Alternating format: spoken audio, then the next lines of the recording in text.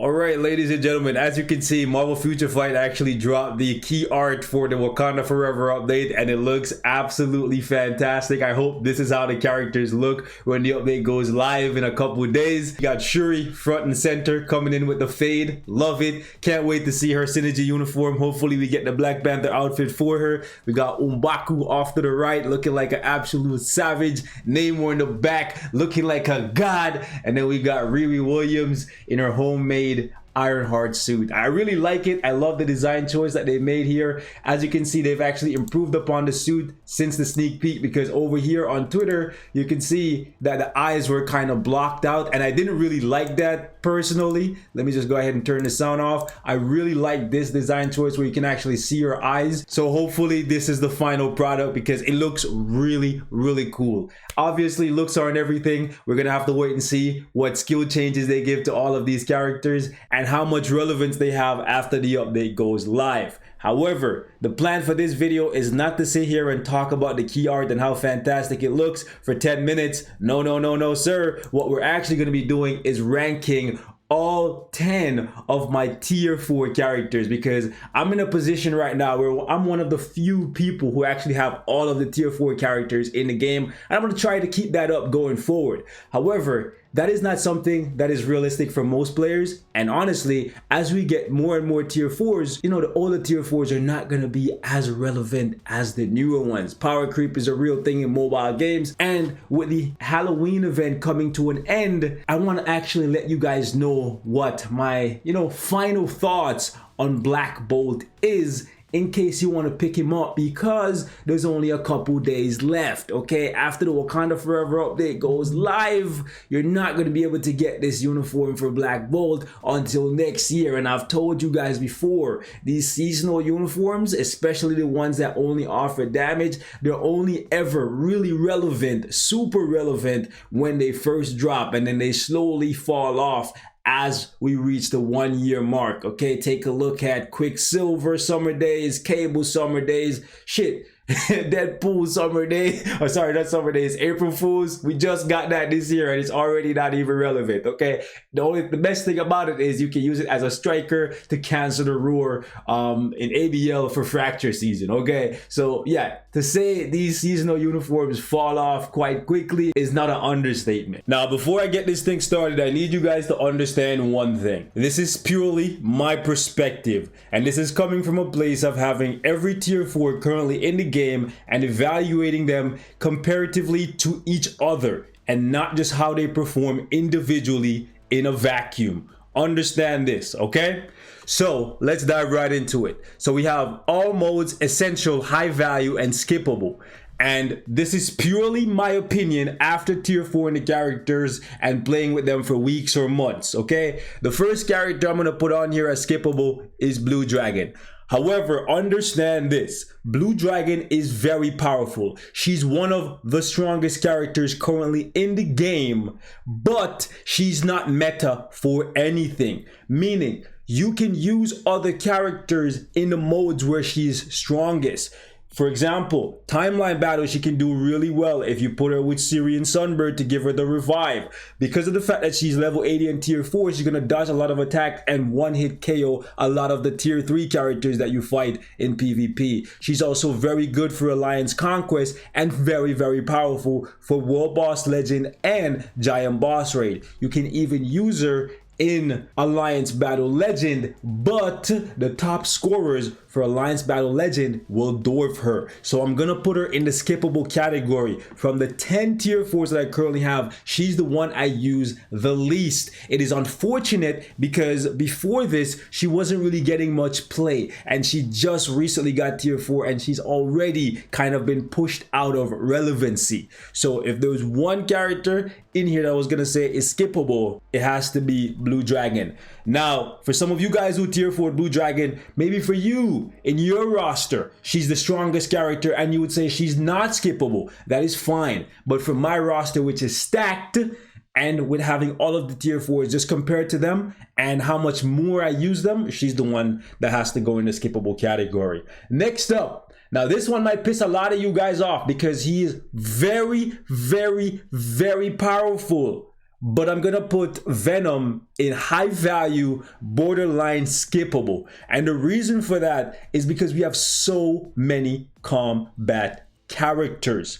And in addition to that, Venom doesn't have the tags that you need to clear certain stages in World Boss Legend if you are trying to push. Let me show you guys exactly what I mean. Now, the reason why I put Venom in the high value but skippable category, even though he's a monster for GBR and he can do really well in ABX, he can do amazing in ABL, is because of the fact that he doesn't have the tags that you need to push in World Boss Legend, but maybe World Boss Legend isn't your forte. And specifically, when he compares to Moon Knight, you'll see that Moon Knight has a little bit more value because Moon Knight has the leadership tag and the weapon master tag. Moon Knight is currently the only tier 4 in the game that possesses these two tags. So if you're pushing to get the stage 99 in World Boss Legend, at some point you're going to need to have him. And with so many different tier 4s currently available, so many of them being combats, if you're pushing, it just makes more sense to go for Moon Knight over Venom because of those tags. Additionally, in ABX, if you care about getting to 12 million, sure, Venom can do it, but Moon Knight gets an easier 12 million than Venom in most cases. So because of that, I'm gonna put Venom in the high value category, borderline skippable. You guys can let me know how you feel about that personally. So I'm going to have to put Moon Knight in essential simply because of his utility in World Boss Legend and the fact that he can keep up with Venom in Alliance battle. However, Venom does outscore him in ABL. Next up, we have Thor, and Thor I absolutely have to put in the essential category because of the fact that he's the only alien tier 4 that we currently have access to. In addition to that, he also has some overlap with Moon Knight because he has the leadership tag. So if you chose to go with Venom over Moon Knight, you will have someone with the leadership tag to clear these annoyingly high stages in World Boss Legend. In addition to that, if you want to score over 6 million points, you're going to need Thor for the superhero alien male category for Alliance Battle Legend, and Thor is also needed for quite a few stages in World Boss Legend, Ultron, and Mephisto. You need him for Universal Superhero. He's the only one currently. You need him for Mephisto again, Universal Superhero. And you also need him against Null for the Alien category because, again, he's the only viable option. So for those reasons, I absolutely have to put Thor here as an essential tier 4. Next up, we have Storm. And as unfortunate as it may be, Storm is currently an essential tier 4. Hopefully this doesn't last too much longer. And the reason for that is very simple. As it stands, Storm is currently the strongest mutant superhero, and you need her if you want to push past stage 49 against Ultron. You also need her for stage 54 against Null. However, with Namor getting tier 4, this will be passable. However, keep in mind, Namor is staying as a villain, so he will not replace Storm for Ultron. Not to mention, there are 2 days in Alliance Battle Legend where you need Storm. Today is one of those days. As you can see, we have superhero, mutant, female. So even with a tier 4 Namor, Storm will still remain relevant. There's also another day on round 7 right here where you need a blast,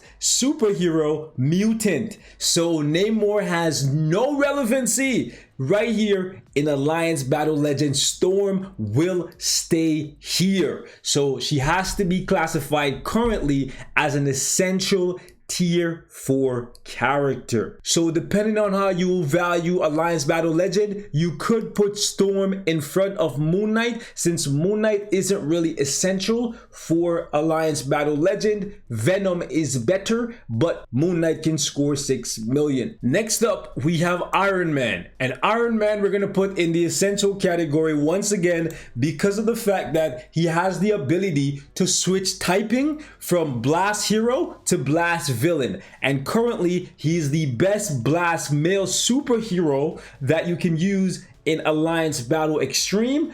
And when you swap over to his superior Iron Man uniform, his villain uniform, he becomes the best blast tier 4 super villain, which is going to be good enough to get you 5 million if you stack him out fully for Alliance Battle Legend. Now, obviously, for a lot of people, Iron Man has more value than that because he's great for Giant Boss Raid. Additionally, you're going to need somebody with the energy projection tag for Ultron on stage 39. Currently, there's only 2 tier 4s that have the energy projection tag. It is Iron Man and Black Bolt. So keep that in mind. You're going to need one of those 2 if you're pushing past this stage. However, Iron Man round 2 is where a lot of people find value in him for Alliance Battle Legend. Let me just show you guys right here. Let's go to list. Come here. There we go. So round 2 right here, you can either use Mephisto or you can use Iron Man. Iron Man for most people can get you about 4 to 5 million if you stack him out and get him to tier 4.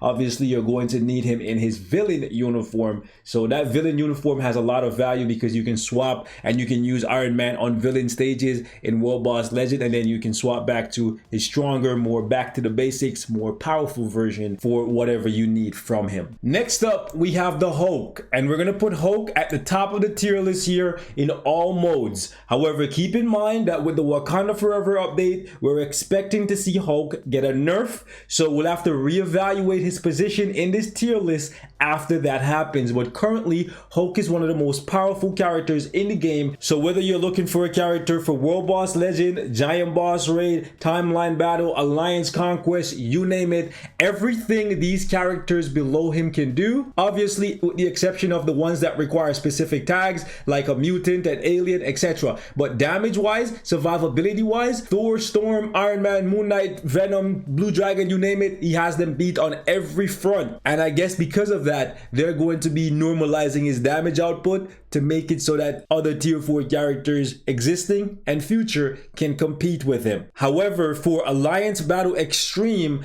and Alliance Battle Legend for the Combat Supervillain Day, he is the second best option. Second, obviously, only to Carnage. So Carnage is going to go here for all modes as well. However, this is all modes if you pick up Carnage's artifact, which gives him the undead passive. So whereas in the case of Hulk, you only need the uniform and the tier 4, the artifact is optional. It gives you more damage and more survivability. In the case of Carnage, you get the tier 4, you get the uniform, and you also need to invest in his specific artifact. I'll show you guys exactly what it looks like right now because you're going to need that if you want to take him into PvP. Otherwise, he's going to do great damage, but his survivability is not going to be what you need for him to actually be a force to be reckoned with. As you can see right here, when his HP drops below 1, he becomes unkillable for up to 7 seconds. And that is a pretty big deal.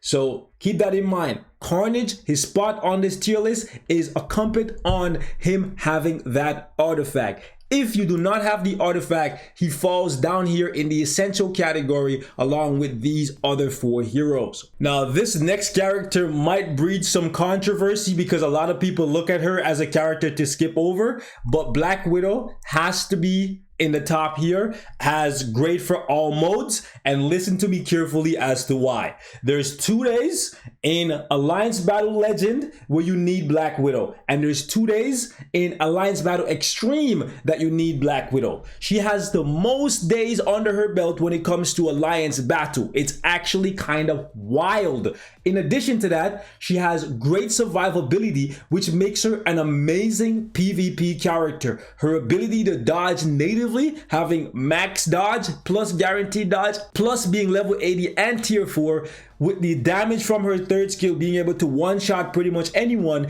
If you build Black Widow for PvP, she's a force to be reckoned with, but she covers so much in Alliance Battle that I absolutely have to put her in the higher end. Plus, she's the only speed tier 4, and you need her to unlock certain sections in World Boss Legend.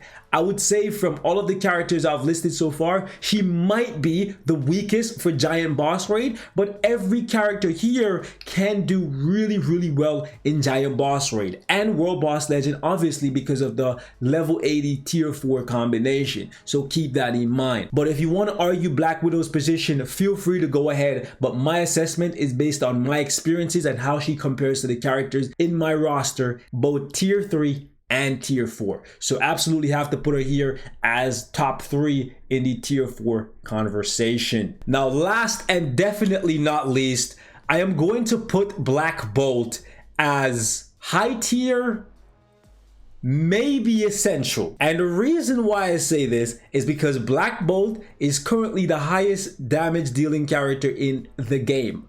He's essentially the new version of Loki. The only section of the game that Loki now trumps Black Bolt in is just being an alien. Black Bolt being a universal supervillain is absolutely mental because Loki's value has plummeted now into the ground. If you have Thor tier 4 and Black Bolt tier 4, you no longer need Loki at all because Thor is a better farmer for dispatch, dimension rift, all that. And then you have Black Bolt who outscores Loki easily any day that he can be used. You need Black Bolt for World Boss Legend for the energy projection tag, just like Iron Man. So I kind of want to put Black Bolt somewhere around here. Maybe Moon Knight goes right there, and that makes more sense. The reason why Storm is here is because of the fact that she has multiple ABX days and multiple sections of World Boss Legend that she's gatekeeping, and without her, you can't push past those stages. And the same goes for Thor because of the alien tag. If there was an inhuman tag in World Boss Legend or anywhere in the game, Black Bolt would be in front of Thor in my opinion because he has all of them beat in damage. I mean, damage wise, he's stronger than the Hulk, okay?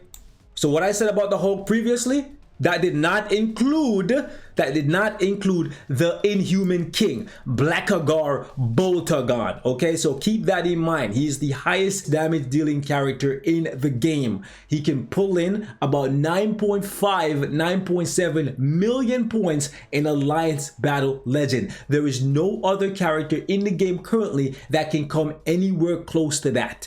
No one else is getting over 9 million. So even though this is a seasonal uniform and these uniforms usually only have a shelf life of about a year, Black Bolt might be the first character to break that mold and last longer than that because he's just so powerful. However, he's one of the first tier 4s, just like these other 9 characters. And as we get more tier 4s, they're going to have to keep ramping up the power of the newer tier 4s to make it more enticing, to keep whales spending and obviously lower spenders to convince them that it's a good idea to build these new tier 4s as opposed to just playing with the older ones. So keep that in mind. But this is how I break down my tier 4 characters. You let me know if you agree or disagree in the comment section and how you would shake this list up in your own opinion.